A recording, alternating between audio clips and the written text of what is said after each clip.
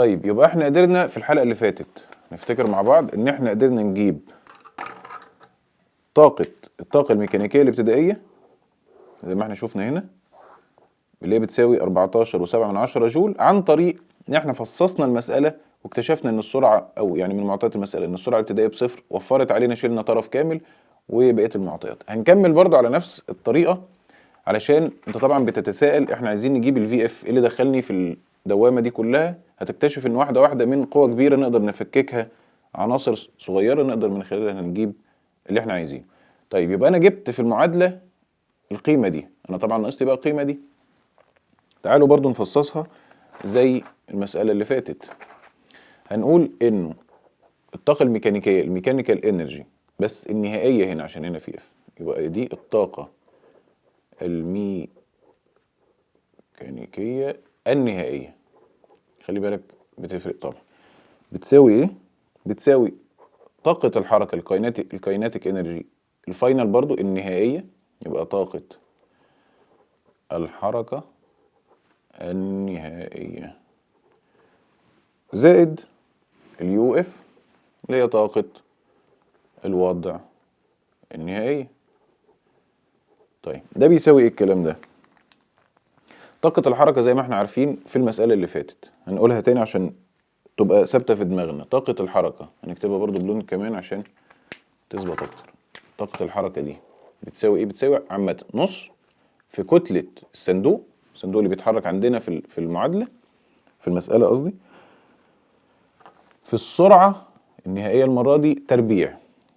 خلاص، يبقى طاقة الحركة لأي حاجة بتساوي نص في كتلته في سرعته، سواء بقى انت هنا بتحسبها سرعة نهائية يبقى انا هجيب السرعة النهائية، سرعة ابتدائية زي المسألة اللي فاتت يبقى انا بجيب السرعة الابتدائية. هنا لو نلاحظ ان ظهر لي الفي اف اللي انا عايز اجيبه، طبعا مش عندي يعني. طيب نكمل. طيب عندنا طاقة الوضع النهائية بتساوي ايه؟ زي ما شفنا الحلقة اللي فاتت برضو، كتلة الصندوق في عجلة الجاذبية بما انه متجه للأرض في الواي اف اللي هي نقطة النهاية.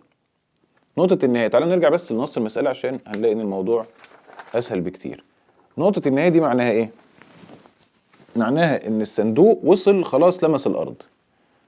المسألة اللي فاتت احنا كنا عايزين نعرف ارتفاعه قبل ما يتحرك كان قد ايه، دلوقتي هو بقى خلاص متلامس مع الأرض. إذن أنا أقدر أستفيد من ده إيه في المسألة عندي؟ أستفيد إن أنا عندي الواي إف هنا بتساوي صفر، زيرو. إذن برضو كل الطرف ده راح. طيب تعالوا، يبقى المسألة كده بالنسبة لي ببساطة شديدة نقدر نحللها تاني.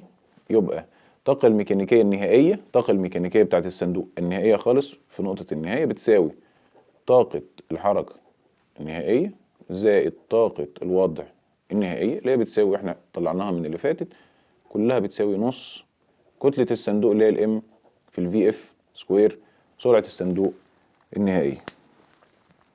طيب لو ملاحظين ان الفي اف اللي هي السرعة المطلوبة زي ما اتفقنا مستحيل نقدر نجيبها الا لو عارفين الطاقة الميكانيكية للصندوق. يعني انا كده عندي في مجهولين في المسألة، عندي المجهول ده اللي هو المسألة عايزاه أصلا، وعندي ده أصلا اللي هو المجهول الأساسي يعني من المعادلة. طب ده هنعرف نجيبه إزاي؟ طيب خليك متابع معانا الحلقة الجاية علشان نقدر نحلل المسألتين ونعرف هنجيب إزاي مجهولين من معادلة واحدة.